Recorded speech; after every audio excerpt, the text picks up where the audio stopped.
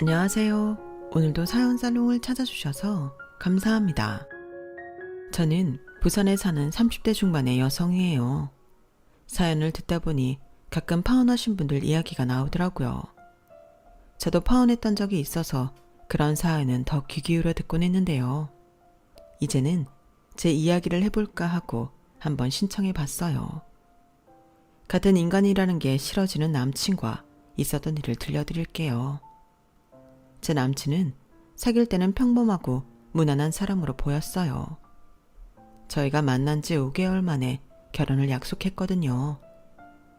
왜 어른들이 사람을 만나면 사계절은 겪어봐야 한다고 그러잖아요. 만날 때는 아무래도 겉모습과 저한테 해주는 것만 봐서는 사람 속까지 절대 알 수 없는 게 맞더군요.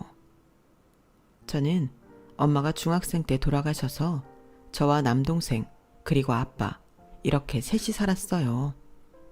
부모님은 부부 동반 모임에서 여행을 다녀오는 길에 트럭이 부모님이 타신 고속버스를 들이받아서 교통사고를 크게 당하셨어요. 그 사고로 엄마가 돌아가시고 아빠는 다리에 평생 장애가 남게 되신 거고요. 아빠는 엄마가 돌아가시고 홀로 살아남으셨다고 죄책감을 갖고 한동안 힘들어하셨지만 저희 남매를 위해 다시 힘을 내어 재활훈련을 하셨어요.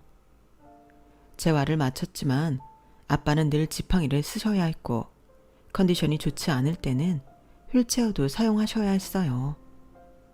하지만 그런 중에도 원래 하고 계시던 유통 쪽 사업에 더 힘을 쏟아 부으셨죠.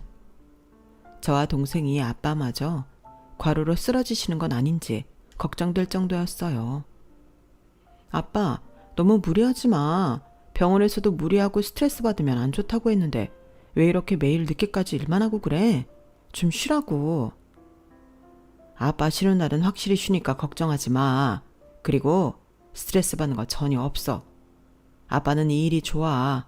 그리고 너희 앞날을 위해서라도 내 사업 더 잘 키워놓을 거야. 그러려면 한 살이라도 젊을 때 일 많이 해야지.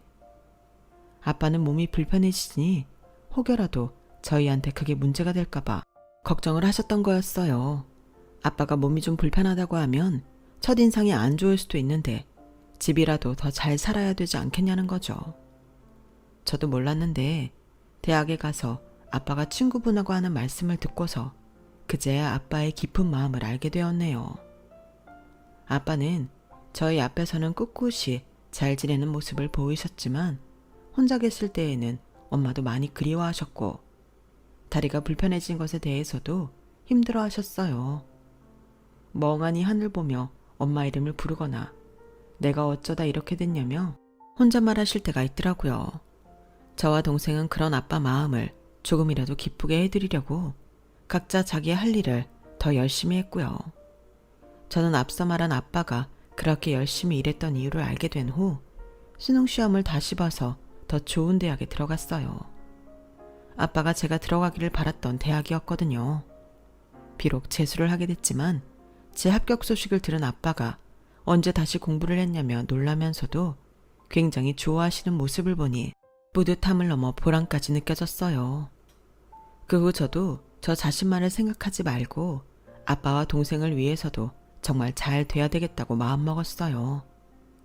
그건 저뿐만 아니라 동생도 마찬가지였던 것 같아요. 동생은 명문대를 전액 장학금을 받으며 들어갔거든요. 아빠는 유통사업을 계속하시면서 화장품 사업까지 뛰어들었어요. 어느 날 갑자기 마음이 동해 시작하신 게 아니고 그동안 차근차근 준비해 오면서 인력과 자금을 모았던 거라 사업은 처음 하는 일 같지 않게 순조롭게 진행됐어요. 그러면서 아빠 명의의 건물도 소유하셨고요. 저와 동생은 엄마를 잃고 몸도 불편한 것을 극복하고 이렇게 집안을 일구신 아빠를 정말 존경했어요. 대학을 나와 직장에 들어와 보니 아빠가 얼마나 대단한지 더 절실히 느끼게 됐고요. 사회생활이라는 거 일보다도 특히 인간관계가 어찌나 힘든지 그 많은 사람들과 소통하고 앞장서 일하는 게 아무나 하는 거 아니구나 세상 깨달았거든요. 아빠는 저와 동생이 각자 위치에서 제 할 일을 잘 해나가는 걸 보며 마음이 놓이신 것 같았어요. 미경이 성훈이 둘 다 아빠 도움 안 받고 직장 잡아 일 잘하고 있는 거 보니 흐뭇하다. 그래도 언젠가 아빠 회사 들어와야 되는 거 알고 있지? 아빠는 첫째, 둘째도 안 따지고 아들, 딸도 안 따져. 무조건 일 더 잘하는 게 먼저야. 알지? 그건 나도 성훈이도 잘 알고 있지. 근데 난 동생하고 아빠 회사 갖고 싸우기 싫기도 하고 꼭 아빠 회사에 안 가도 된다고 생각해. 내가 잘할 수 있는 걸 찾게 되면 그때 말할게. 나도 누나랑 같은 생각이야. 아빠가 납득할 수 있게만 해줘. 니들이 서로 신경전 안 버리고 그런 마음이라니 아빠도 기쁘다. 그런데 미경아, 너 결혼은 안 하냐?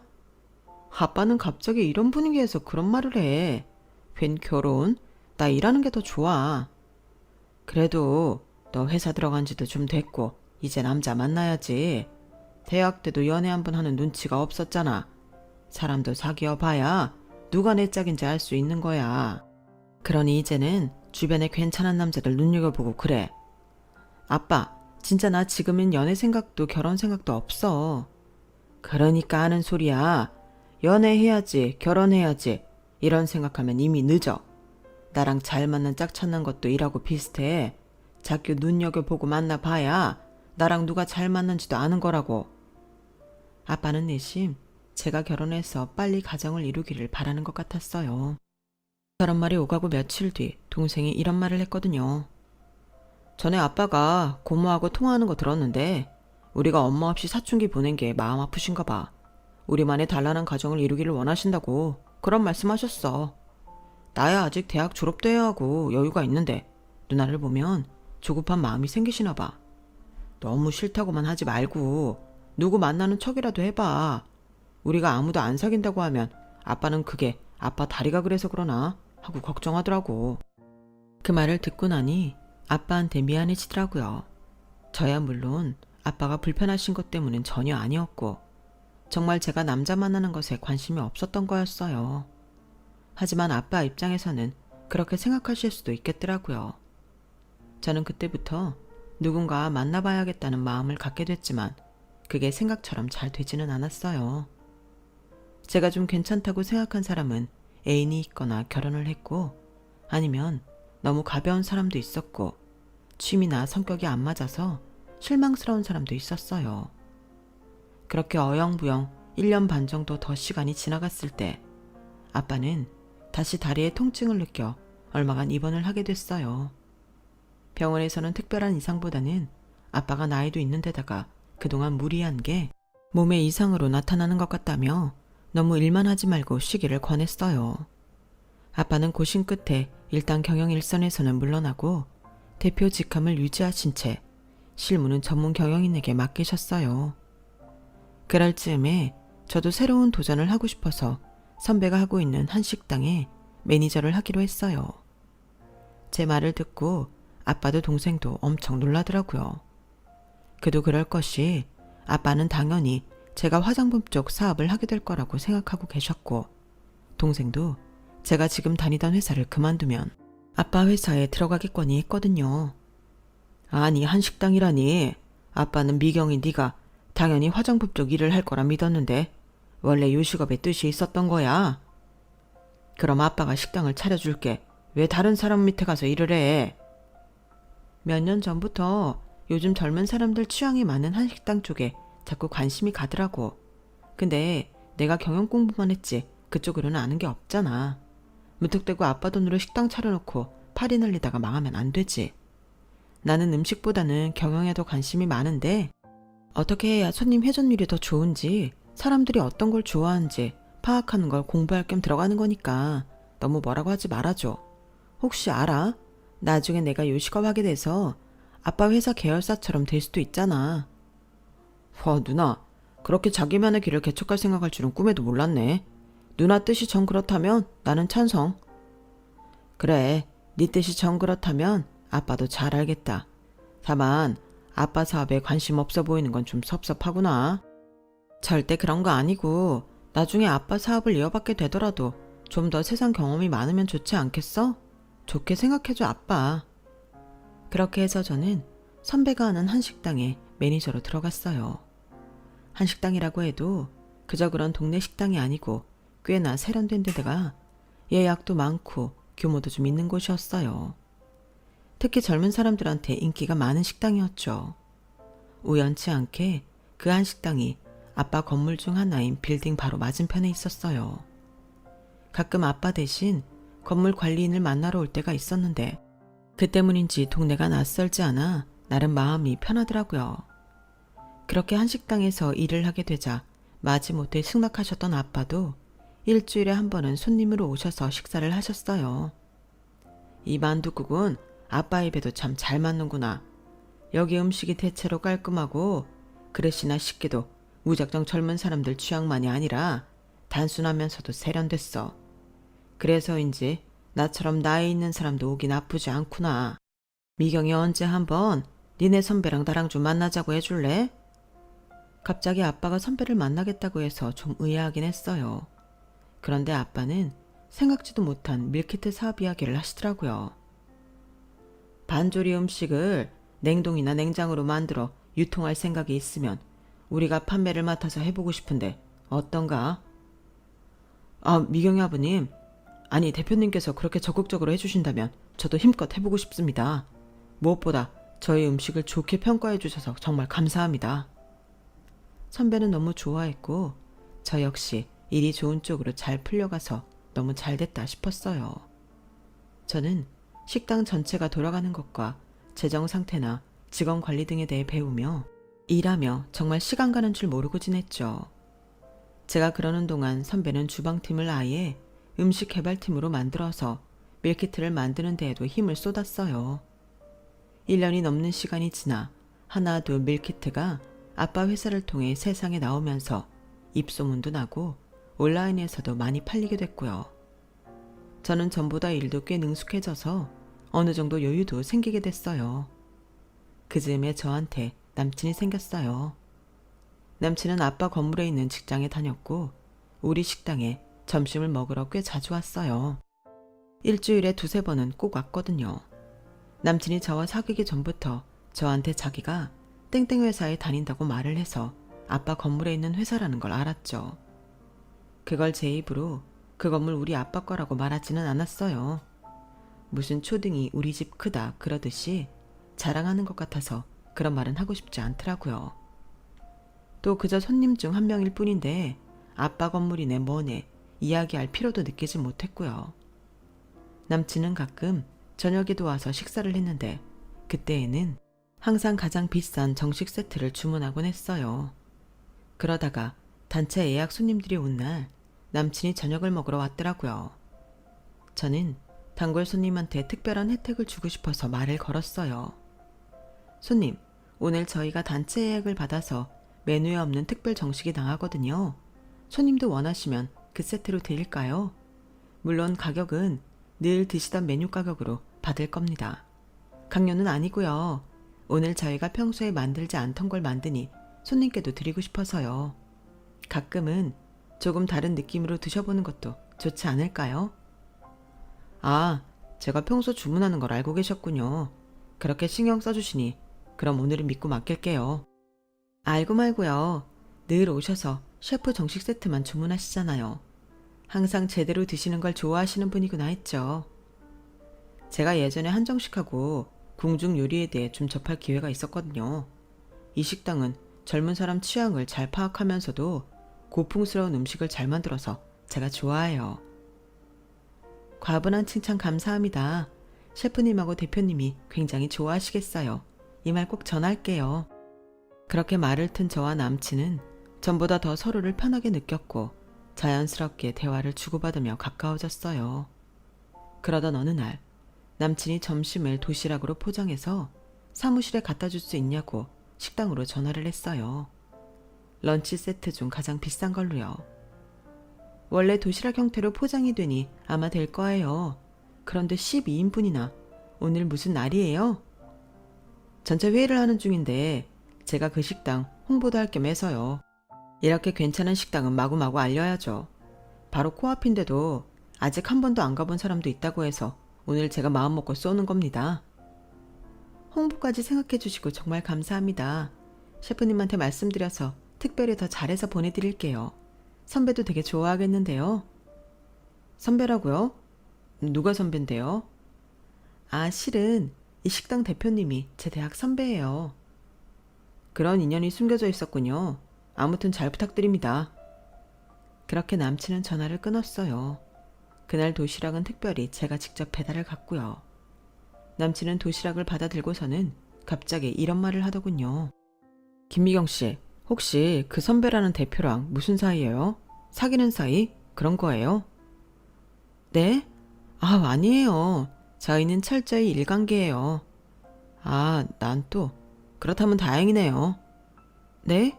다행이라뇨. 뭐가 다행인데요? 아, 아닙니다. 저기, 기왕 말 나온 김에 말하자면 제가 김미경 씨한테 관심이 있어서요. 아, 그러세요? 아니, 제가 무슨 말을 해야 할지 몰라서. 제가 어떤 말을 해야 할지 몰라 머뭇거리고 있자 남친은 쑥스럽다는 듯 고개를 숙이며 맛있게 먹겠다고 인사를 하고 사무실 안으로 들어가 버렸어요. 그때 이후 저와 남친은 더 가까워졌고 언제부턴가 남친과 저는 서로의 퇴근 시간을 기다려주게 되었어요. 사귀자고 말은 하지 않았지만 그러면서 사귀는 사이가 된 거죠. 저와 남친은 급속도로 친밀해졌고 5개월 만에 남친은 저한테 프로포즈를 했어요. 미경아, 이런 말 저런 말로 질질 끄지 않고 바로 말할게. 나랑 결혼하자. 우리 음식 취향도 그렇고 잘 맞는 거 많잖아. 매일 만나고 헤어지는 거 반복하는 거 싫다. 너 만날수록 얼른 같이 살고 싶다는 생각만 들어. 저는 그때 막연하게 이런 게 인연인가 보다 싶더라고요. 이렇게 가까운 데에서 어쩌다 보니 계속 얼굴을 익히고 그게 인연이 돼서 사귀기까지 됐으니 결혼하는 게 맞다는 생각이 들었어요. 순간 아빠 생각이 나기도 했고요. 제가 혹시 아빠 때문에 결혼을 안 하려는 게 아닌지 걱정하고 계시는 걸 말끔하게 없애줄 수 있다는 마음이 더 앞섰던 것 같기도 해요. 그래, 우리 결혼하자. 나도 혁준 씨랑 인연인 것 같아. 저는 그렇게 남친의 프로포즈를 받아들인 후 집에 와서 이 사실을 남동생한테만 알렸어요. 아무리 아빠가 제 결혼을 기다리고 계신다지만 사귀는 사람이 있다는 말씀도 안 드렸는데 덜컥 결혼할 거라고 알리는 건 너무 성급하다는 생각이 들더라고요. 그리고 제가 남친과 인연이라는 생각은 했지만 그걸 확인받고 싶은 마음도 있었어요. 왜 남자는 남자가 보면 잘 안다고 하잖아요. 남동생도 그럼 두 사람 만날 때 우애는 척 보러 가겠다고 하더라고요. 하지만 남동생이 저희를 만나는 걸 보러 오기 전에 일이 터져버렸어요. 그날은 아빠가 오후에 건물에 들를 일이 있어서 외출을 하시는 날이었어요. 당시 아빠는 컨디션이 다시 안 좋아져서 한동안 짚고 다니시던 지팡이가 아닌 휠체어로 이동을 하셔야 했어요. 이왕 나온 김에 병원에도 갔다가 건물에 와서 관리인하고 이야기도 하고 만날 사람도 본다고 하시더라고요. 저는 아빠 오실 시간에 맞춰서 식당에 잠깐 나갔다 온다고 말을 한 뒤에 바로 앞 건물 주차장으로 걸어갔어요. 잠시 후 아빠 차가 들어왔고 저는 트렁크에서 휠체어를 꺼내 차에서 내리는 아빠가 편히 앉을 수 있게 도왔어요. 평소에는 운전기사분께서 수고해 주셨지만 그날만큼은 제가 직접 아빠를 건물 안까지 바래다 드리겠다고 했죠. 그렇게 아빠와 도란도란 이야기를 나누며 건물에 들어와서 엘리베이터 앞에 섰는데 로비 저만치에 누가 저를 보고 있는 게 느껴지더라고요. 보니까 제 남친이었어요. 저는 반가워서 손을 흔들려고 하는데 남친 표정이 굉장히 안 좋았고 저를 좀 노려보는 기분이 들더라고요. 혹시 무슨 일이 있나 싶어 남친에게 아는 척은 안 하고 막 도착한 엘리베이터에 아빠와 함께 올라탔죠. 엘리베이터 안에서 아빠는 저한테 이렇게 말씀하셨어요. 아까 그 남자 누구냐? 로비에서 너랑 눈 마주친 사람 말이야. 아, 그게 아는 사람이긴 한데 혹시 그 남자랑 사귀는 사이라도 돼? 왜 말을 제대로 못해? 나중에 말하려고 했는데 아빠가 눈치채버렸네. 여기에 있는 땡땡 회사에 다녀. 강혁준이라고 하고 대리래. 그러냐? 땡땡 회사면 우리 회사랑도 거래를 하는 데구나. 근데 나 그런 거 아직 말하지는 않았어. 나도 혁준 씨 집 어떤지 잘 모르거든. 그런 말을 하며 아빠를 약속이 있는 사무실까지 모셔다 드렸고 저는 그 후에 바로 식당으로 돌아왔어요. 하지만 남친의 전에 볼 수 없던 차가운 표정이 자꾸 아른거려 일이 손에 잡히지 않더라고요. 그래서 남친한테 혹시 무슨 일이 있냐고 문자를 보냈죠. 한참 후 남친은 오늘 끝나고 시간 되면 만나자고 하더라고요. 기니 할 이야기가 있다면서요. 뭔가 심각한 느낌이라 알겠다고 바로 답을 보냈어요. 괜히 가슴이 쿵쾅거리고 안정이 되지 않더라고요. 무슨 안 좋은 일이라도 있는지 걱정도 됐고요. 그날따라 시간이 늦게 가는 기분이라 저는 얼른 퇴근 시간이 되기만을 기다리며 시계만 봤어요. 빨리 무슨 일인지 알게 돼서 이런 기분을 떨쳐버리고 싶었어요. 이윽고 퇴근 시간이 돼서 약속 장소인 카페로 갔더니 남친이 먼저 와서 팔짱을 끼고 앉아있더라고요. 분명 평소와는 아주 다른 분위기였어요. 빨리 왔네. 근데 무슨 일 있어? 아까 회사에서도 봤는데 표정이 안 좋던데. 심각한 일이라도 생겼어? 미영이 너한테 확인하고 싶은 게 있어서 이렇게 보자고 했어. 확인하고 싶은 거? 그게 뭔데? 아까 회사 로비에서 네 말대로 나도 너 봤거든. 역시 그랬구나. 근데 왜 아는 체 안 했어? 나 손 흔들려고 했는데 혁준 씨가 표정이 너무 안 좋아서 그냥 말았는데. 너 그 건물 들어올 때부터 내가 쭉 보고 있었거든. 근데 그 휠체어에 타고 있던 사람한테 아빠라고 하더라? 맞아. 우리 아빠야. 오늘 볼 일이 있어서 나오셨어. 제 말에 남친은 기가 막히다는 듯 한숨을 내쉬더라고요. 저는 어리둥절하게 남친을 보기만 했고요. 대체 왜 그러는지 이해가 되지 않았거든요. 너 이게 뭐야? 진짜. 나도 정리가 안 되니까 나중에 다시 만나서 이야기하자. 오늘은 이만 간다. 할 이야기 있다고 하더니 이러고 간다고? 대체 왜 그래? 내가 다시 연락한다고 했지? 라며 소리를 지르더니 저를 무섭게 쏘아보더라고요. 그렇게 차갑고 독한 남친의 표정은 처음이었어요. 나 사실 할 일이 있는데 잠깐 나온 거야. 야근이거든. 그러니까 이만 간다. 내가 마음 정리되면 연락할게. 그렇게 남친은 저를 두고 휙 나가버렸고 저는 그 자리에 앉아서 상황을 이해하려고 애썼어요. 마음이 정리가 되면 연락한다니 그건 저와의 관계를 그만하겠다는 말인가 싶기도 했고요. 남친이 대체 왜 그러는지 알기라도 하면 좋겠는데 그 이유를 말하지 않으니 답답했어요. 늦게 집에 도착하니 남동생이 방에서 나와 저한테 남친과 만나는 날을 다시 확인하더라고요. 그래서 저는 조금 전에 남친과 있었던 일을 이야기했어요. 갑자기 마음 정리하면 연락한다니 무슨 뜻인지 모르겠어. 그래서 우리 보는 거는 언제가 될지 아직 못 정하겠다. 나중에 혁준 씨랑 만나게 되면 다시 얘기해 줄게. 제 말에 남동생은 곰곰이 생각하더니 이렇게 말했어요. 그 자식 혹시 우리 아빠 보고 그런 거 아니야? 왠지 그런 느낌인데. 아빠가 휠체어 타고 있으니까 뭔가 심각한 병은 아닌가 하고 말이야. 설마 그런 일로 그러겠어? 노인들 몸 안 좋아서 휠체어 타고 다니는 사람들 꽤 있잖아. 누나랑 아빠가 하는 얘기도 들었을 거 아니야. 무슨 얘기했는데? 뭐 병원 갔다 온 거, 다리가 얼마나 불편한지 그런 것들? 혹시 말이야, 그 말 듣고 아빠가 몸 좀 불편한 거 알고 그렇게 태도가 확 바뀐 거 아니야? 에이, 아무리 그래도 결혼까지 약속했는데 그럴 리가. 나는 느낌이 뭔가 안 좋아. 아무튼 만나서 이야기해봐. 남동생 말을 듣고 보니 남친이 저를 쏘아보던 것도 휠체어에 탄 사람이 우리 아빠냐고 확인한 다음 화난 얼굴로 바로 일어나 나가버린 것도 앞뒤가 맞더라고요. 하지만 저는 남친이 우리 아빠가 휠체어를 탄다는 사실에 그렇게 돌변한 사람이 아니라고 믿고 싶었어요. 이건 직접 이야기를 듣고 확인해 봐야 할 문제라고 생각했죠. 그래서 남친한테 연락을 했는데 제 전화를 받지도 않더군요. 톡도 날려보고 일반 문자도 해봤는데 답이 없었어요. 점차 남동생 말이 사실일 수도 있겠다는 기분이 들었고 이대로는 안 될 것 같아서 남친 회사로 찾아갔지만 다른 직원한테 회의 중이라 나중에 연락하겠다는 말만 전하고 저를 바로 내보내더라고요. 문전박대 당한 것 같았지만 애써 제 기분 탓이라고 생각했죠. 하지만 이대로 있으면 안 될 것 같아 퇴근 후 남친이 위스키를 마시러 자주 가는 바 앞에서 기다리기로 했어요. 얼핏 회사에서 듣기로는 거기에 간다는 목소리를 들었거든요. 바에 갈 시간이 있으면 저한테 연락해주는 게 맞지 않냐고, 왜 모든 문자에 답을 안 하냐고 한마디 하려고 했어요. 그리고 남동생 말대로 아빠를 보고 태도가 돌변한 게 맞다는 생각도 들었고요. 바 입구 근처에서 30분 좀 넘게 기다리니 남친이 나타났어요. 저를 본 남친은 황당하다는 듯 혀를 차더군요. 뭐냐? 이제는 스토커즈까지 하는 거야?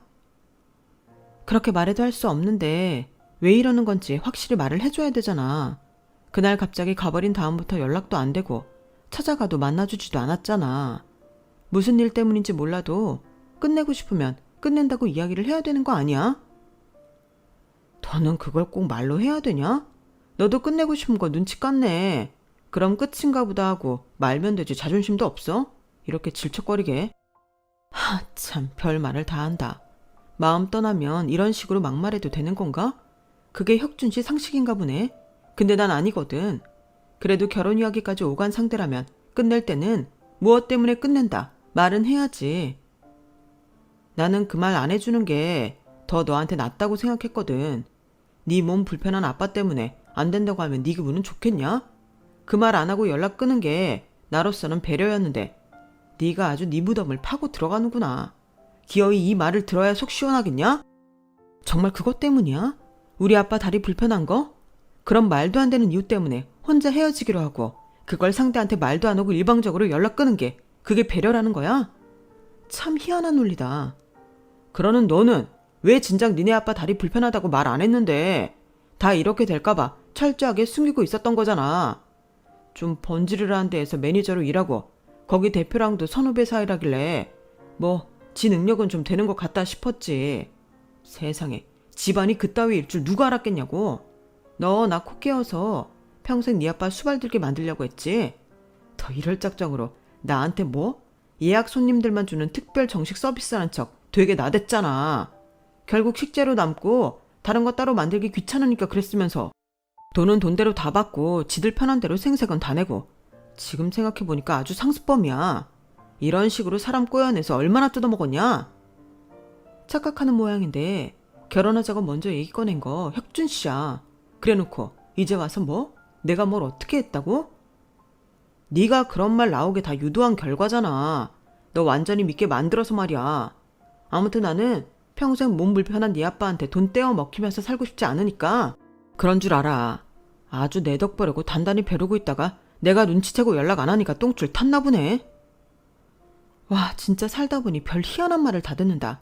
야, 우리 아빠가 너 뭐 볼 거 있다고 네 덕을 보니? 차라리 벼룩에 간을 빼먹지. 월급쟁이 몇 푼이나 번다고. 참네. 그러는 너는 월급쟁이 아니냐? 그런 말로 있어 보이는 척 하지 마라. 더 없어 보이니까. 아무튼 우리 아빠 그래서 싫다는 거네. 돈을 떼이느니 내가 너를 꼬셨다느니 이런 말은 그냥 핑계고 우리 아빠가 문제라는 거잖아. 맞지? 너라면 그런 집에 시집 가고 싶냐? 평생 발목 잡혀서 돈만 내줘야 되게 생겼는데 누가 그런 집하고 사돈을 맺어? 와, 진짜 하늘이 도왔다. 조상님이 도왔어. 내가 잘못 살지는 않았나 보네. 집에 인사 가서 알았으면 어쩔 뻔했어? 아니지. 네가 인사할 때까지도 니네 아빠는 보여주지 않았겠지. 이대로 결혼까지 했으면. 생각하기도 싫다. 진짜 끔찍해. 나는 네 계획대로 니네 집 빨대 대줄 생각 없으니 이제 완전 끝이야. 네 소원대로 다 말했다. 이제 속 시원하냐? 완전. 너란 놈이 이렇게 치졸하고 비열하고 가증스러운 인간인 줄 모르고 바로 결혼했으면 어쩔 뻔했어. 나야말로 조상님한테 감사하다고 100번 절이라도 해야겠어. 그리고 이건 마지막 선물이다, 이 자식아. 라며 저는 따귀를 한 대 갈겨버렸어요. 야, 너 미쳤어? 아주 마지막이 더럽네 이거. 이렇게 천박한 걸 돈 좀 깨나 나가는 식당 매니저라고 좋게 본 내가 잘못이지. 내가 할 소리를 네가 하냐? 너 앞으로 무슨 일이 생겨도 그거 다 네 탓이니까 후회하지 마라. 제 말에 남친은 뒤에서 저한테 한 번만 더 이러면 가만 안 둔다는 둥 펄펄 뛰고 난리를 쳤어요. 남동생이 생각했다는 게 맞다는 걸 확인한 순간 저는 너무 가슴이 찢어지는 것 같고 동시에 분노가 치밀었어요. 저딴 인간이 감히 우리 아빠를 무시하다니 화가 나서 견딜 수가 없었죠. 1년 중 거의 반을 그런 인간과 만났다는 것도 참을 수 없이 치욕스러웠어요. 저는 하룻밤 동안 잠을 못 자며 혼자 분을 삭히다가 결국 남동생한테 이 같은 사실을 전했어요. 남동생은 그럴 줄 알았다는 듯 고개만 끄덕이더라고요. 그리고 저는 출근을 했고 모든 걸 잊으려고 더 열심히 일에만 파고들었어요. 그런데 남동생이 전화를 해서 지금 바로 도시락을 아빠 건물에 있는 땡땡 회사로 배달해달라는 거였어요. 거기는 강혁준 그 인간 있는 데인데? 아무튼 갖고 와. 누나가 직접 좀 갖다 줘. 저는 동생이 그 회사에 무슨 볼 일이 있을까 싶어 갸웃했지만 일단 주문받은 거라 음식이 나오는 대로 포장을 해서 들고 갔어요. 한층 전체를 다 쓴 회사라고는 하지만 직원들 자리에 앉아있는 게 한눈에 훤히 다 보이더라고요. 제가 도시락을 들고 사무실 안으로 가자 남자가 저를 보고 놀라서 바로 앞으로 오더라고요. 야, 이거 뭐야? 뭐 하는 짓이냐고.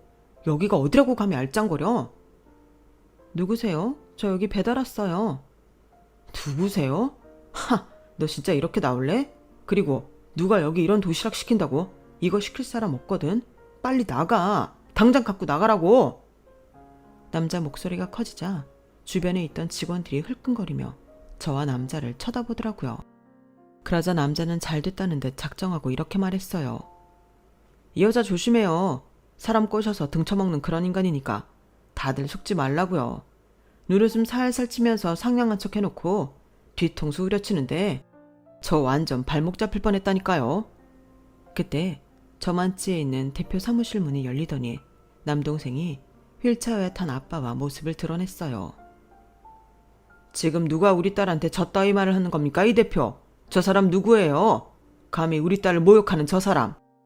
회사 대표는 얼굴이 하얗게 질렸고 남자의 상사인 팀장이 오더니 남자 팔을 잡아당기며 말했어요. 강혁준, 너 이리 와. 네가 한참 잘못한 것 같은데 저분은 우리 거래처 대표님 따님이야. 네? 그게 무슨 말도 안 되는. 저기 저 노인네. 아니 그러니까. 그제야 돌아서 아빠와 남동생을 본 남자는 말을 더듬기 시작했어요. 노인네? 그래. 네가 그렇게 비웃고 펄쩍 뛰게 싫어한 노인네가 바로 우리 아빠야. 너한테 돈 떼어갈 거라고 진저리 치며 나보고 조상이 도와서 결혼 전 알게 돼 다행이라고 한 사람이 바로 니네 회사 거래처 대표라고. 그 말에 남자 얼굴에 핏기가 싹 사라졌어요.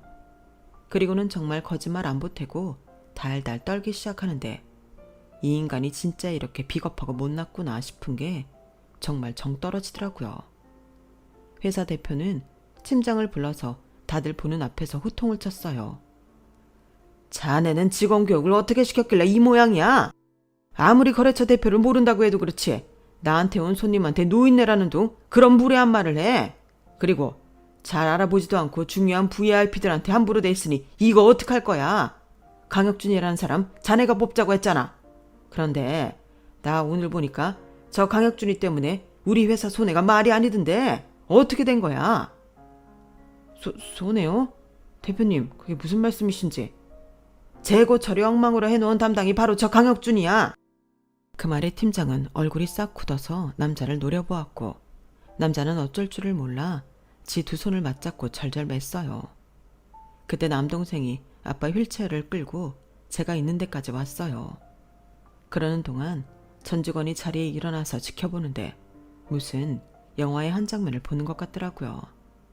말 한마디 하는 사람 없이 숨죽이고 지켜보고 있었거든요. 저와 남자가 있는 데까지 오자 아빠가 말씀하셨어요. 이렇게 자기 할 일도 제대로 못하는 인간이 감히 열심히 살며 자기 길 개척하는 내 딸한테 막말을 해? 게다가 회사에 피해까지 입히고 말이야. 이 대표, 나 이런 사람 있는 회사랑 뭘 믿고 거래합니까? 그 말에 회사 대표는 바로 달려와서 허리를 숙였어요. 죄송합니다, 김 대표님. 제가 이 일은 가시는 대로 바로 처리하겠습니다.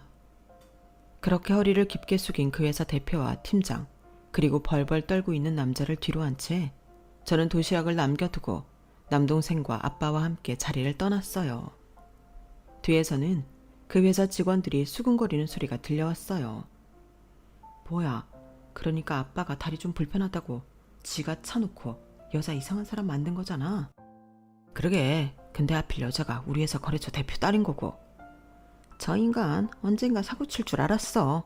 허영심만 가득해서는 세상 지 혼자 잘난 줄 알고 일도 엉망이더니 꼴 좋다. 그날 밤 남자는 식당 앞에서 저를 기다리고 있었어요. 그런 남자를 향해 저는 마지막 말을 날렸죠. 네 말 맞다나. 나야말로 인생 잘 살았나 봐. 너 같은 개차반하고 더 이상 엮이지 말라고 이렇게 파토나게 됐잖아. 와, 이게 진짜 인간 힘으로 될 일이니? 이런 거 모르고 너랑 결혼했으면 어쩔 뻔했어. 하긴 너랑 결혼할 일은 없었겠다. 너는 우리 아빠 휠체어 탄 거 봤으면 바로 쪽냈을 거 아냐.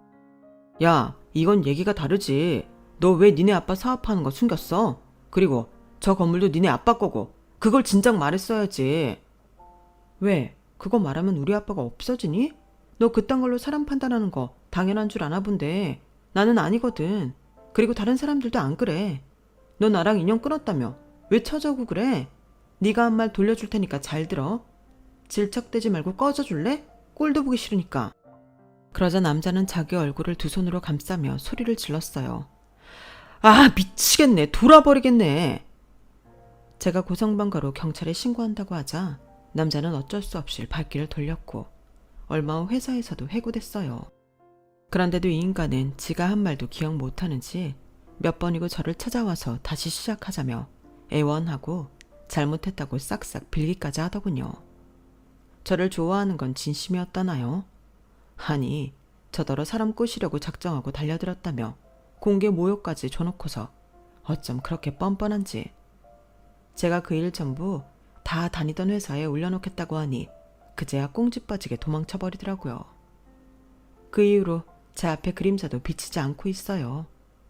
아빠는 인생 공부했다고 생각하라며 결혼은 제가 정말 좋은 남자 만났다고 생각할 때 하라고 하시더군요. 더는 결혼하라, 남자 만나라 재촉하지 않겠다고 하시네요. 저도 남자도 결혼도 천천히 지금 제가 하는 일 열심히 하며 느긋한 마음으로 찾아볼 생각이에요. 제 이야기는 여기까지예요. 들어주신 분들 모두 건강하시길 바라고요. 항상 좋은 일만 생기셨으면 좋겠어요. 감사합니다. 여러분, 사연 댓글에 응원과 현명한 조언 부탁드려요. 좋아요와 구독은 저에게 큰 힘이 됩니다. 오늘도 좋은 일 가득하세요.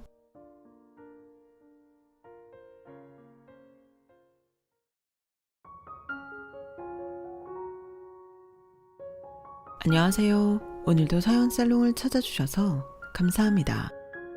저는 결혼한 지 3년이 조금 넘어가는 내일 모레면 40이 되는 30대 후반 여성이에요. 저는 진로에 대해 방황했던 시기가 길어서 결혼이 조금 늦어졌어요. 저는 20대 중후반까지 열심히 다니던 회사를 때려치고 작가를 준비하고 있었거든요. 마음 먹고 독하게 한다고 했지만 마음처럼 출근을 하는 게 쉽지가 않아서 지망생 기간이 생각보다 많이 길어졌어요. 그동안 회사를 다니면서 야금야금 모아뒀던 돈을 까먹으면서 작가를 준비하는 동안 지금의 남편인 남자친구가 제 옆을 꾸준히 지켜줬죠. 제가 27살일 때 다니던 회사에서 만나 꽤 오래 연애를 한 사람이었고 평소 회사 동료에서 애인으로 발전한 사이라 그런지 저를 오랫동안 지켜봐서 저에 대한 믿음이 강한 사람이었죠. 그래도 몇 년간 일정한 수입도 없이 꿈만을 향해 달려가는 제가 때론 못 믿었고 결혼 상대로는 부담스럽게 느껴질 수도 있었을 텐데 그 사람은 항상 어떤 걱정이나 잔소리 없이 묵묵히 저를 지지해줬어요. 그런 남편의 무한한 응원 덕분인지 인터넷에 연재하던 소설이 말 그대로 대박이 났어요. 지망생 기간이나 무명 기간에 들어오는 돈으로 커피나 몇 잔 사 먹을 수 있을까 말까 했던 돈이 한번 대박이 나자 상상 이상으로 짭짤하게 들어오더군요. 마치 그동안 무수입으로 살던 삶을 다 보상해주기라도 하는 것처럼요. 하지만 그렇다고 해도 모아놨던 돈을 다 까먹은 상태로 번 돈들이라 그렇게 안심하기만 할 수준은 아니었어요. 제 나이 또래들이 벌어온 돈에 비하면 크게 차이나지 않을 정도였죠. 그래서 저는 안주하지 않고 바로 다음 작품을 썼고 전작이 대박났던 덕에 차기작도 세간의 주목을 받아 대박이 났어요. 이 연속 작품을 성공시키고 나니 저도 슬슬 결혼 생각이 들더군요. 남들 다 아는 결혼도 미뤄가며 끝까지 절 믿어준 남편과 이제는 가족이 되어 안정된 삶을 꾸리고 싶었어요. 그래서 말씀드리기 조금 부끄럽긴 하지만 저희 부부는 프로포즈도 제가 했어요. 뭐 여자가 프로포즈하지 말란 법은 없잖아요. 그렇게 영화처럼 기발하고 낭만적인 프로포즈까지는 아니었지만 분위기 좋은 호텔을 예약해서 명품 시계와 꽃을 선물하며 청혼을 했죠. 평소 무뚝뚝하던 남편이 눈물을 흘리며 저를 꼭 껴안아 주더군요. 무수입으로 살아왔던 기간 동안 저희 데이트 비용은 남편이 다 내줬었는데 처음으로 제가 번 돈으로 이렇게 나름대로 호화로운 데이트를 즐기고 명품 선물을 하니 저도 참 기분이 좋더라고요. 돈 버는 맛이 이런 거란 걸 새삼 오랜만에 깨닫기도 했고요. 경제적으로 여유가 생기니 결혼 준비를 하는 과정도 수월했어요. 뭐든 가장 마음에 들고 좋은 것으로 해도 별로 부담이 크지 않은 느낌이었어요. 덕분에 결혼식도 신혼집 마련이나 혼수도 남들이 적당히 부러워할 만한 수준으로 했던 것 같아요. 친정에 손 벌린 건 없지만 시댁에는 제 수입이 크다는 사실을 공개하는 게 부담스러워서 친정에서 어느 정도 보태주셨다고 들러대긴 했죠. 작품 수입이라는 게 워낙 들쭉날쭉이라 또 언제 시들해질지 모르니 말하기 조심스러운 것도 있었고 괜히 큰돈 번다고 하면 시댁 태도가 이상해질까 두려운 것도 있었어요. 맞아요. 한마디로 불필요한 분란을 만들고 싶지가 않았던 거죠. 남편이 제게 티를 내진 않았지만 제가 지망생이었을 시절 결혼 적령기가 넘어갈까 말까 하던 남편에게 시부모님께선 선자리를 제안하는 문자를 보냈던 걸 우연히 본 적이 있었거든요. 꿈만 쫓는 미래가 불안정한 애랑 계속 만나며 시간 허비했다간 네 결혼도 물 건너간다며 안정적인 회사원이나 참한 공무원 아가씨를 소개해 줄 테니 저와 영 못 헤어지겠다면 저 몰래 한번 만나라도 보라면서요. 그땐 솔직히 하늘이 무너지는 줄 알았지만 결과적으론 남편이 거세게 화를 내며 나가지 않은 모양이더라고요. 자식둔 부모님들 심정이 아예 이해가 안 되는 것도 아니라서 그러려니 생각하고 넘기려고 많이 노력했어요. 남편이나 시부모님 모두 제가 그 문자를 봤다는 사실을 모르니 제가 시댁에서 상처받은 적이 있다는 것도 몰랐을 거예요. 저도 사람이다 보니 최대한 이해하려고 했어도 은근히 경계가 되는 마음은 어쩔 수 없더라고요. 그래서 남편에게도 시댁에게 수입을 공개하는 건 부담스럽다고 잘 돌려 말했고 제 뜻을 받아들인 남편은 일반 직장인 월급 정도 버는 프리랜서 작가가 되었다고 시댁에 잘 포장한 것 같더라고요. 그렇게 어찌어찌 오랜 연애 끝에 저희도 결혼을 하게 되었죠. 주변에 저희 커플의 사정을 알던 친구들도 그동안 고생 많았다며 많은 축하 속에서 행복한 결혼식을 올렸어요. 결혼 전 다른 건 걱정이 안 되었지만 딱 한 가지 걱정이 되는 게 있었어요.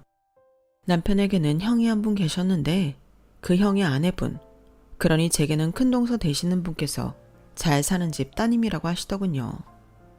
친정에서도 결혼할 때 도움을 많이 주시고 부잣집 딸이라고 하니 시부모님께서 아주 딸을 얻어온 양 예뻐하셨다고 들었거든요. 아무래도 저처럼 남편 결혼 적령기 넘을 때까지 제 꿈만 쫓던 며느리랑은 다르게 대하실 것 같아 그게 조금은 걱정이 됐어요. 그래도 뭐 제가 이제는 없어서 이러는 게 아니라 있어도 없는 척하니까 이 정도는 감수해야겠다고 생각을 했죠. 안녕하세요. 처음 인사드리네요. 어머, 드디어 우리 도련님이 결혼을 하네. 이제 나도 동서가 생기네요. 반가워요. 우리 잘 지내봐요. 네, 형님. 앞으로 잘 부탁드려요. 걱정이 무색하기도 제 형님 되실 분은 서글서글한 인상의 미인이셨어요. 첫 만남부터 어찌나 친절하고 성격이 밝으신지 정말 부유하고 화목한 가정에서 티 없이 맑게 자란 느낌이 나더라고요.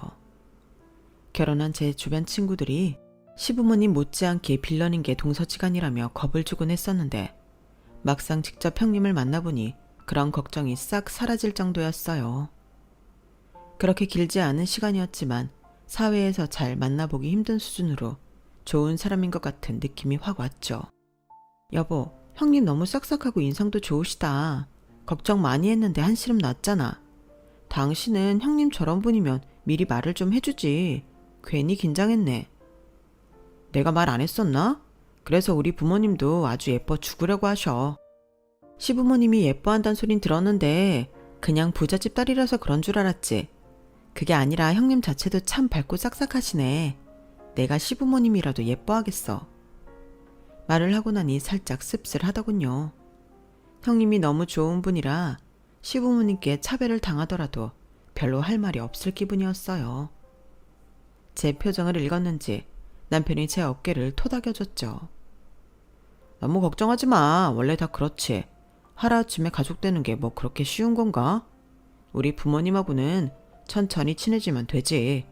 내가 옆에서 잘 도와줄게. 당신은 나랑 오래 만난 것만으로도 이미 나한테는 최고의 여자야. 더 애쓰지 않아도 돼. 여보, 고마워. 의지할 건 정말 당신밖에 없다.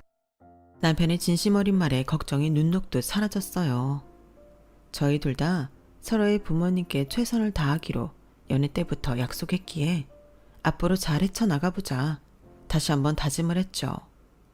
그렇게 결혼 후 첫 명절이 다가왔어요. 시댁에 방문했는데 아주버님과 형님께서 먼저 도착을 했더라고요. 거실에서 TV를 보고 계시던 아주버님이 시부모님과 함께 나와 저를 맞이해 주셨어요. 한참 인사를 나누고 있는데 형님께서 안 계시는 거예요. 제가 눈짓으로 형님을 찾는 걸 눈치챘는지 아주버님께서 형님을 부르셨어요. 여보, 형석이랑 재수씨 왔어. 어머, 알겠어, 갈게요. 화장이 거의 지워져 핏기 없는 얼굴에다 긴 머리를 틀어올려 묶은 머리와 편안한 옷차림, 그리고 앞치마에 가득 묻은 튀김 반죽과 함께 손을 씻어 물기가 떨어지는 손으로 형님이 나타나셨어요. 투명한 메이크업에 고급스러운 트위트 셋업 정장을 입고 만났던 첫 만남과는 사뭇 다른 모습에 조금 놀랐죠. 형님이 가까이 오니 전 부치던 냄새가 확 끼쳤어요. 꼭 하루 종일 전만 부친 사람 같다는 생각이 들자 순간 등골이 오싹했어요. 음식 좀 하느라고 바빠서 오는 소리도 못 들었네. 미안해. 네? 아니에요. 형님, 하루 종일 요리만 하셨어요? 전 부칠 게 좀 많아서. 왜? 나 너무 추레해 보여? 울상이 된 형님을 보니 조금 안쓰러우면서도 불길한 기분이 들더라고요. 그대로 저도 모르게 홀린 듯 주방으로 걸어가자 진풍경이 벌어졌어요. 아니, 무슨 전집을 차리는 것도 아니고 온갖 종류의 전이 붙여져 있고 주방은 난리가 났더라고요. 내가 요리를 해본 적이 없어서 서툴러서 좀 요리를 깔끔하게 할 줄을 몰라. 도련님이 동서는 요리 잘한다던데 맞아? 네? 저는 잘하는 건 아니지만 자취를 좀 해서 어느 정도는 해요. 정말? 살았다. 형님이 바로 제 손을 부여잡으며 눈을 초롱초롱하게 빛내더라고요. 그러더니 다른 사람들 귀에 들리지 않게 조용히 속삭였어요. 동서, 나 좀 도와줘. 살려줘. 이 많은 걸 혼자 하느라 그동안 명절마다 힘들어 죽는 줄 알았어. 그나마 전에는 어머님이 도와주는 척이라도 하셨는데 이번에 동서 들어와서 며느리가 둘이니 자기는 손도 안 대겠다고 하셔서 동서 오기 전까지 나 혼자 하고 있었어. 지금 허리고 뭐고 너무 아파 죽겠어. 아니 형님, 이 많은 걸 혼자 다 하신 거예요? 아주버님은 뭐 하시고요? 동서, 우리 시어머니를 아직 모르는구나. 하긴 모르는 게 낫지. 알았으면 동서도 시집 안 왔을지도 몰라. 남자는 주방에 들어가는 거 아니라고 언제적 소리를 그렇게 하신다. 시어머니 한번 화내면 불같은 거 모르지? 내가 그래서 그냥 이 약물고 참고 살아. 싸우기 싫어서. 잘 보니 형님 눈이 초롱초롱해 보였던 건 눈물이 고여있던 거였어요. 갑자기 한순간에 착잡해지더라고요. 남편이 연애 때부터 가족 얘기는 별로 안 해서 시댁이 이렇게 보수적일 줄은 몰랐거든요. 제가 들은 얘기라고는 시부모님이 형님을 무척 예뻐한다는 것과 형님이 부잣집 막내딸이라 일머리가 없다는 것 정도여서 곱게 자란 며느리이기도 하고 예뻐한다길래 당연히 이렇게 명절에 굴릴 거라곤 상상도 못했던 것 같아요. 결혼 준비 과정에서도 그 틀에 박힌 시댁 특유의 발언들도 하지 않으시고 워낙 점잖으셔서 이런 징조조차 전혀 느끼지 못했기에 굉장히 충격적이었어요. 제가 충격에 휩싸여 형님 이야기를 듣고 있자 저희가 딴짓을 하고 있다고 생각한 모양인지 시어머니가 부엌에 들어오셨어요. 예, 너는 왔으면 형님 도와야지. 뭘 그러고 서 있니? 이 많은 음식을 혼자 하느라 우리 큰며느리가 고생이 많은데 얼른 손 씻고 돕지 않고. 동서가 생겨서 너무 좋으네요. 어머님은 거실에 가서 쉬고 계세요. 제가 동서랑 같이 일 잘해볼게요. 미묘하게 달라진 시어머니의 태도에 제가 잠깐 굳은 사이 형님께서 시어머니를 안심시키려는 듯 살살거리며 어머니를 거실로 보내셨어요. 참, 이게 무슨 상황인지 기가 막혀 말이 안 나오더군요. 형님은 시어머니를 거실에 모셔다 놓고 돌아와서는 다시 속삭이듯 말했어요. 아, 시어머니 부엌에 들어오면 일이 2배는 많아져. 요리할 때 잔소리가 어찌나 심하신지 동서는 모르지? 차라리 동서가 와서 정말 다행이라니까. 동서랑 한다고 하면 시어머니 보낼 수 있으니까. 아니 형님, 그동안 매년 명절을 다 이렇게 지내오신 거예요? 요즘 시대가 어떤 시대인데 이건 제사상이 아니라 잔치상 수준인데요. 형님네랑 저희 어머님 아버님이 함께 식사해도 3일은 먹겠어요. 그치? 어머님이 형제분이 많은 집이라서 손이 크셔. 아니 내가 전에는 너무 힘들어서 시장에서 몰래 전을 사왔거든? 그랬더니 저는 바로 부쳐서 먹는 게 맛있다면서 전재료를 사러 가서 장을 싹 봐오시는 거야. 이 집에 시집 온 이상 피할 수가 없어 동서. 형님은 해맑게 동료라도 생긴 듯 저를 반겼지만 저는 달갑지가 않더군요. 아니 당연히 반갑지가 않죠. 인간적으로 절 반기는 게 아니라 일을 나눌 일꾼이 들어온 것처럼 기뻐하셨으니까요. 그날은 저도 너무 안이 벙벙해서 형님이 이끄는 대로 어머님이 원하는 대로 아주 난생 처음 진수성찬을 차려봤습니다. 남편에게도 제 부모님께도 차려들어 본 적 없는 호화로운 식탁이었어요. 상다리 휘어진다는 말이 무슨 말인지 그날 깨달았다니까요. 그날만 생각하면 아직도 허리랑 손목이 아파할 정도로 기름 냄새에 쩔어서 요리만 해댔던 것 같아요. 아무래도 아무것도 모르고 왔으니 대뜸 저만 일 안 하겠다고 거절을 하기도 힘들었고 몸은 요리하랴 머리는 상황 파악, 분위기 파악하느라고 정신이 없었던 것 같아요. 그렇게 임금님 수라상이나 다름없는 제사상을 차리고 무사히 제사를 치러냈죠. 먹을 때 행복한 건 잠깐이고 그렇게 미친 듯이 요리를 하고 나니 정말 뒷정리도 힘들더군요. 요리는 죽어라 며느리들 부리시길래 뒷정리라도 남자들 시키시려나 했는데 제 아들들은 또 옆에 앉혀서 같이 과일이나 먹고 계신 시부모님을 보니 속에서 천불이 나더라고요. 물론 아직도 우리나라에 고부 갈등이 완전히 사라지지 않았다는 건 알고 있었지만 그래도 요즘 같은 시대에 이렇게 잔치하듯 제사를 지내는 집은 처음 봐서 화가 났어요. 이런 걸 미리 언질조차 안 해준 남편이나 형님한테도 내심 서운했고요. 결국 뒷정리를 하다 한계까지 온 저는 참지 못하고 헤어질 때 시부모님께 한마디를 얹고야 말았어요. 어머님, 원래 매년 제사를 이렇게 지내시나요? 그렇지. 왜 그러냐? 저희 집은 제사를 지내는 집안이 아니라 이런 게 너무 낯설기도 하고 간소화시킨 것도 아니고 이렇게 옛날 방식으로 상다리 휘어지게 제사 지내는 거 저는 2번은 못할 것 같아요. 음식 가짓수도 장난 아니고 인원도 인원인데 저랑 형님 2명이서 이렇게 많은 음식을 해낸다는 게 노동량이 말이 안 되는 것 같아서요. 다음부터는 음식 가짓수를 줄이고 남편들도 참여를 해야 부담 없이 제사를 지낼 수 있을 것 같아요. 한마디만 얹히려고 했는데 시어머니의 왜 그러냐는 태어난 물음에 할 말이 본물처럼 터져나오더군요. 보는 사람에 따라 왜 그렇게 발끈하냐 생각할 수도 있겠지만 저는 오히려 할 말을 다해서 다행이라고 생각했어요. 제가 몇 번을 더 참고 오늘 같은 제사상을 차리다가 어느 날 갑자기 폭발하면 시부모님은 그걸 더 이상하게 보셨을 테니까요.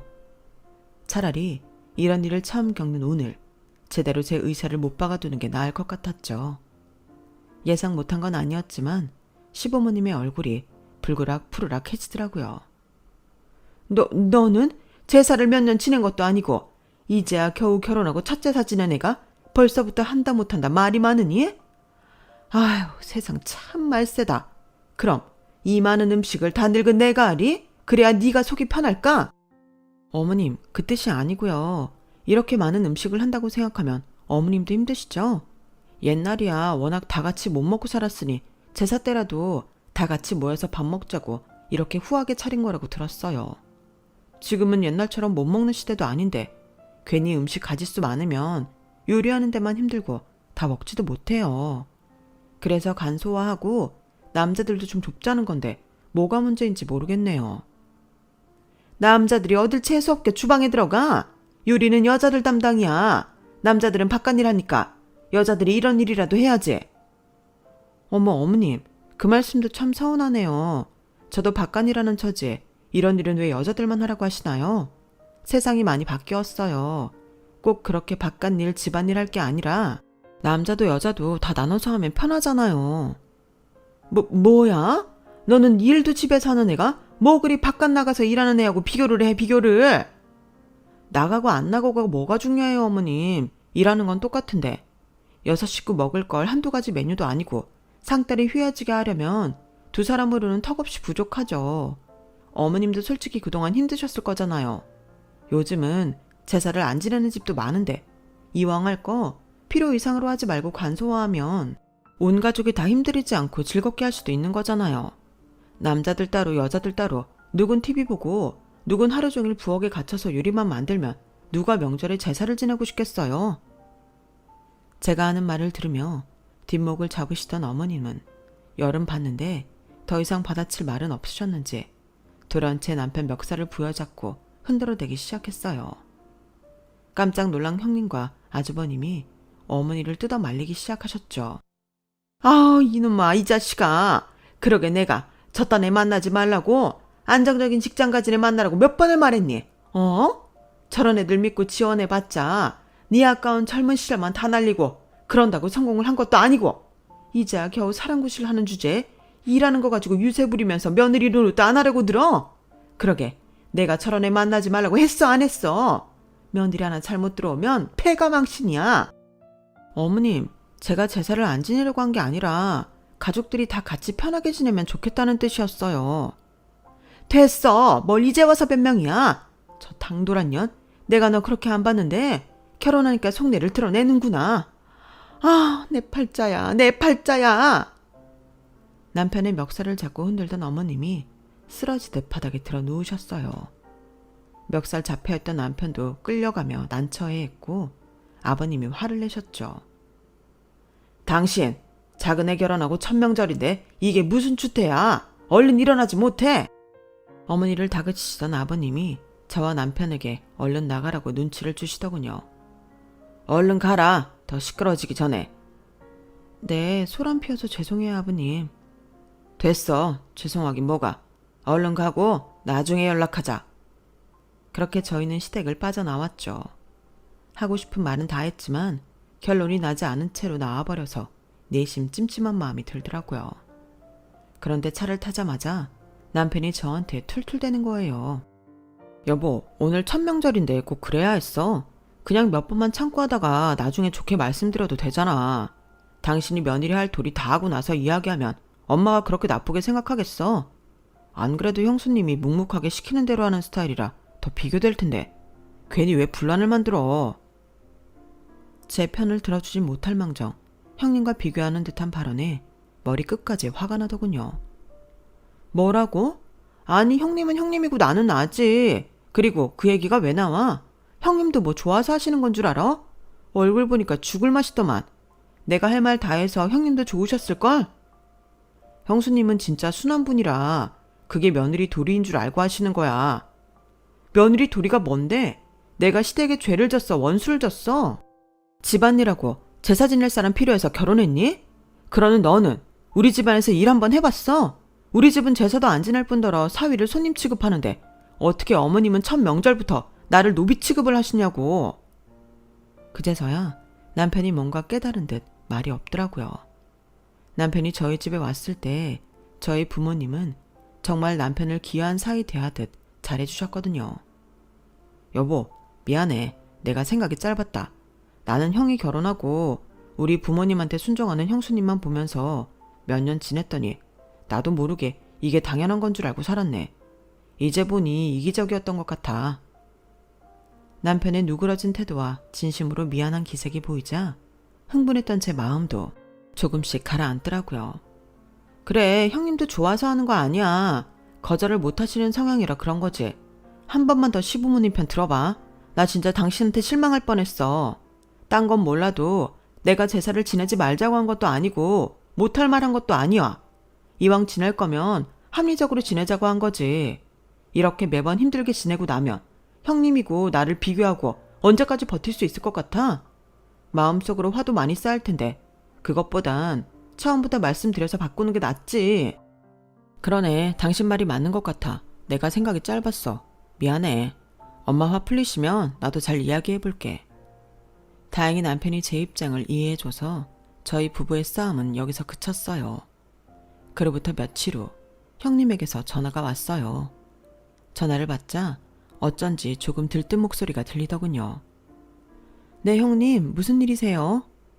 동서, 얼마 전에 명절 말이야. 동서 너무 멋있었잖아. 나 아직도 그때만 생각하면 완전 짜릿하다? 그 얘긴 꼭 해주고 싶어서 전화했어. 아, 형님도 참 멋있긴 뭐가 멋있어요. 첫 명절부터 시부모님한테 대든 거나 마찬가지인데. 뜻밖의 칭찬에 어쩔 줄 모르겠더라고요.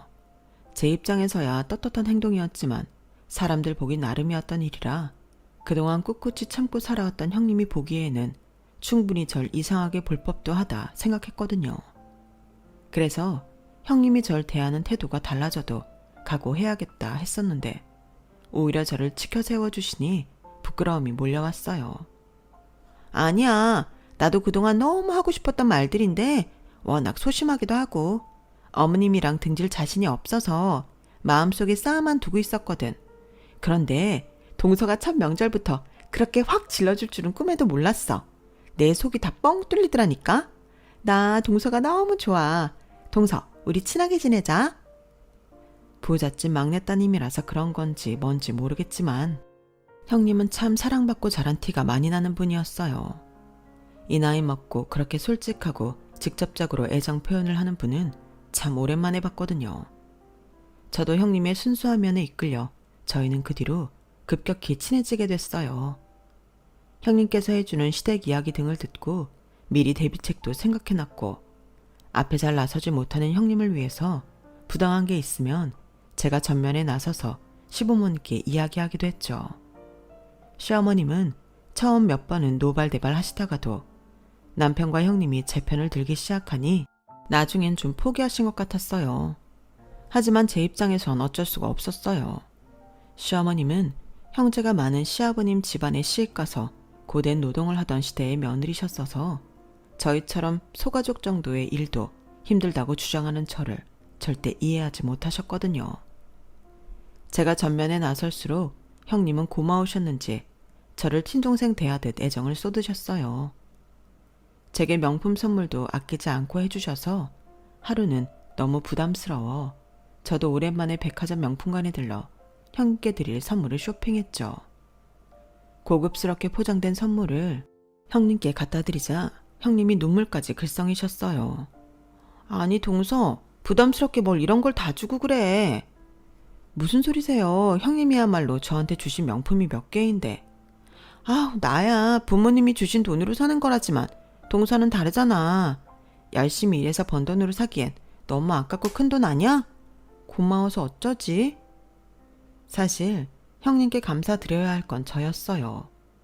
제가 일반 회사원 정도 월급을 버는 줄 알고 계시는 형님께서 괜히 힘들게 번 돈 나한테 쓰지 말라며 만날 때마다 맛있는 음식에 디저트까지 아무리 뜯어 말려도 다 계산하시고 가끔 비싼 선물까지 사주셨으니까요. 더 이상은 양심상 형님께 제 수입을 속이기가 어렵더라고요. 그래서 결국엔 형님께 고지곳대로 말했죠. 요즘은 특히나 제가 쓴 소설이 드라마화되어 방영 중이었거든요.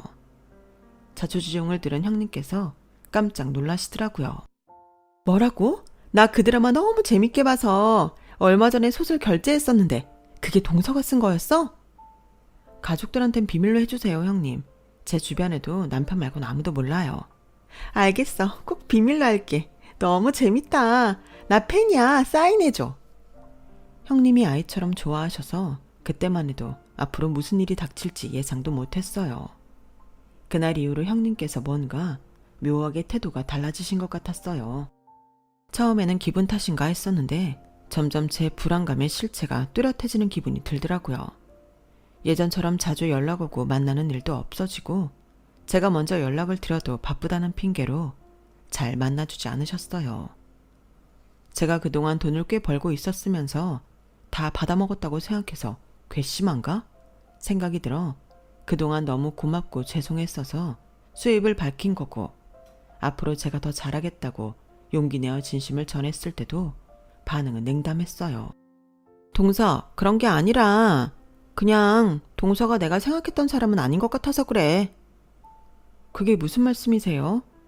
내가 이런 말까진 안 하려고 했는데 동서가 어머님한테 나 부잣집 딸인데 어머님한테 그 정도밖에 효도 안 하냐고 씹었다며.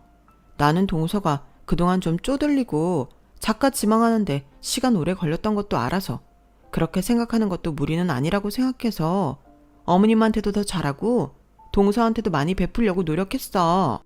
근데 동서도 수입이 많은 작가였다니 나중에 생각해보니까 좀 괘씸하더라고. 동서는 수입 숨기고 나 하는 만큼 어머님한테 하지도 않으면서 어머님한텐 그렇게 말했다니 그게 이간질이지 뭐야. 네? 뭐라고요? 어머님께서 그런 말씀을 하셨다고요?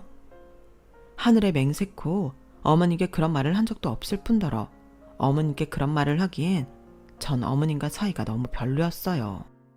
그런 제가 두 분 사이를 이간질했다니 너무 어이가 없었어요. 형님, 그게 무슨 말도 안 되는 소리예요. 저랑 어머님 사이 아시잖아요. 매번 보시면서.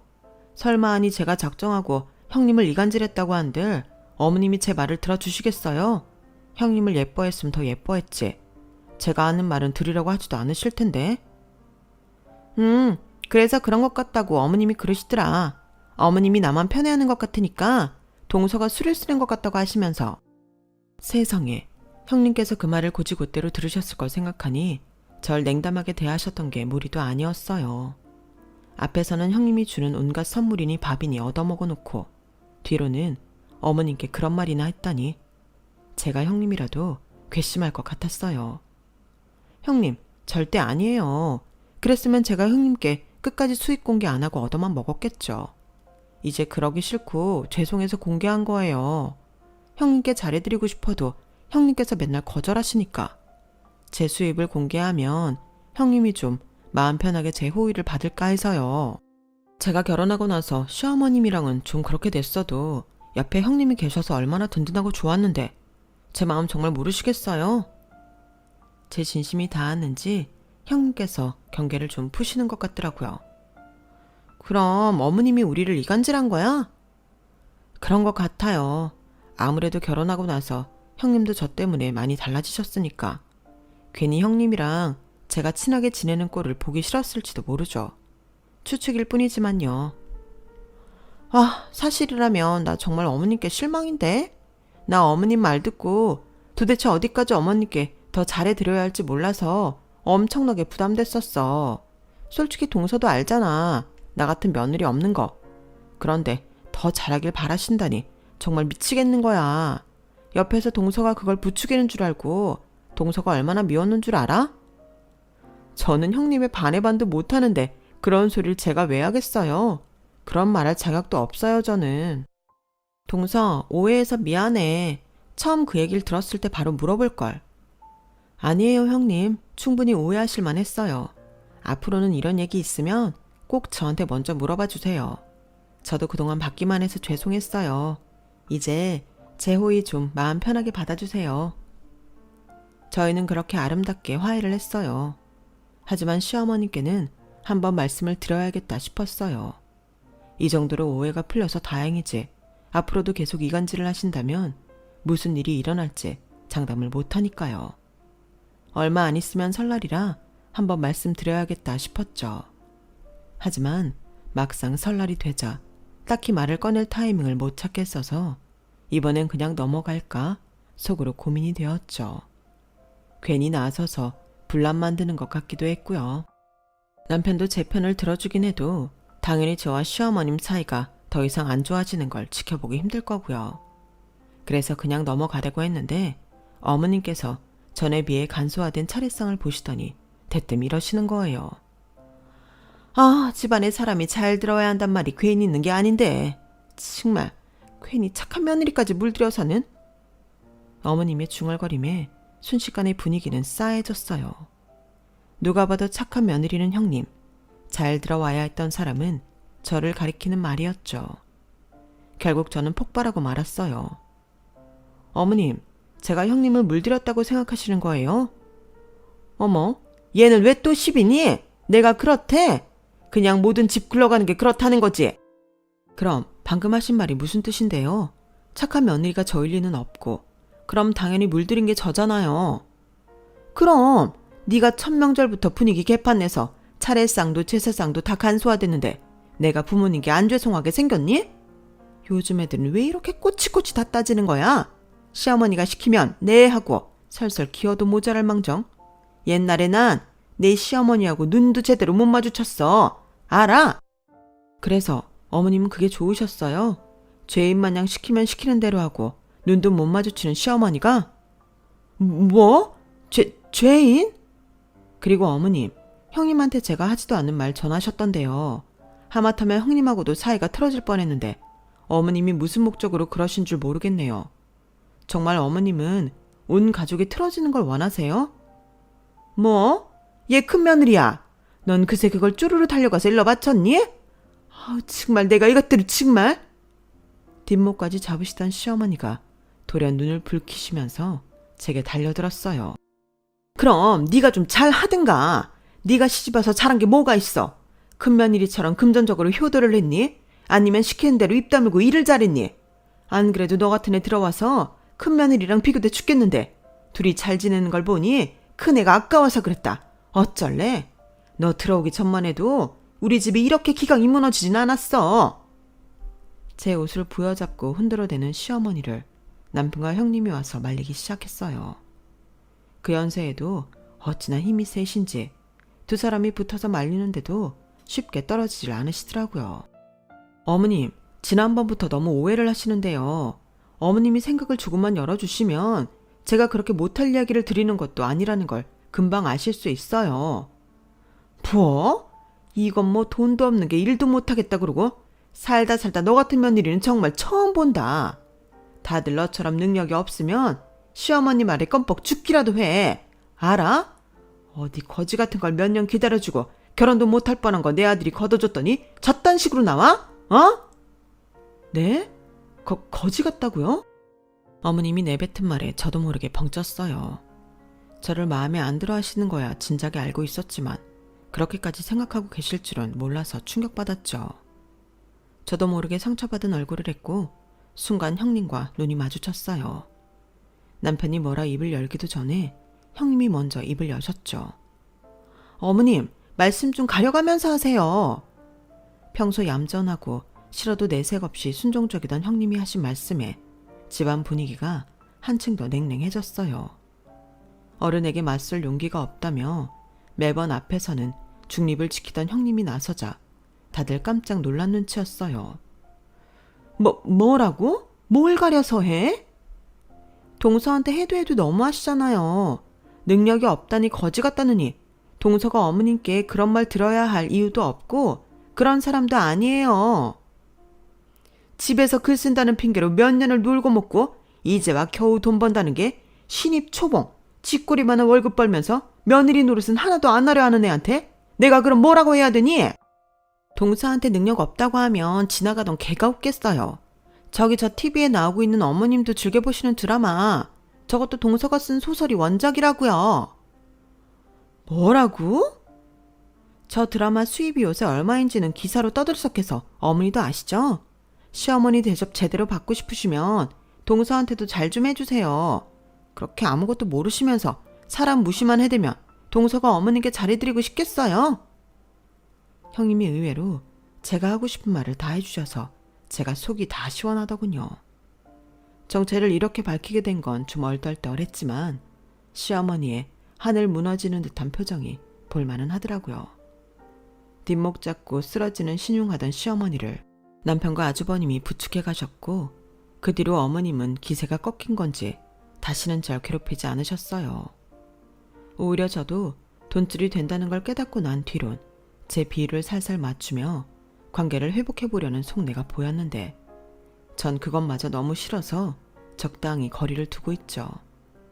남편도 차라리 밝히니까 저렇게 얌전해질 줄 몰랐다며 이럴 줄 알았으면 진작 말씀드릴 걸 그랬다고 하는데 제 생각은 좀 달랐어요. 처음부터 밝혔다면 시어머니는 제게 떨어질 콩고물 없나 싶어 본색을 드러내지 않았을 것 같거든요. 차라리 사이가 나빠질 대로 나빠진 지금 제가 어머니께 열심히 잘해드리지 않아도 될 명분이 생겨서 오히려 편하네요. 가끔 형님이 제 작품들 이야기를 자랑하듯 하는데 잠자코 듣고 계시면서 내심 뭔가 바라는 눈빛이지만 이야기는 차마 못 꺼내는 듯한 어머니의 태도를 볼 때마다 속이 시원해요.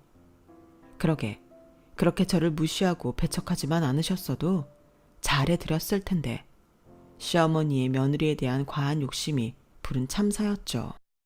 저 대신 큰 용기를 내서 앞에 나서주신 형님과는 전보다도 더 친해졌어요. 지금은 마치 친언니가 생긴 것 마냥 아주버님과 남편보다 더 자주 연락하고 만나는 절친한 사이가 되었답니다. 연애 시절부터 제게 반감이 있는 시어머니 때문에 조금은 우울한 시댁생활이 되는 거 아닌가 걱정했는데 언니 같은 형님을 만나게 될 줄 누가 알았겠어요. 요새는 언제나 제 편을 들어주는 든든한 남편과 같이 있으면 즐거운 형님 덕분에 참 결혼하길 잘했다는 생각이 드네요. 저도 계속 이렇게 잘해 나가고 싶습니다. 제 사연 들어주셔서 감사해요. 건강이 최고죠. 모두 건강하세요. 여러분, 사연 댓글에 응원과 현명한 조언 부탁드려요. 좋아요와 구독은 저에게 큰 힘이 됩니다. 오늘도 좋은 일 가득하세요.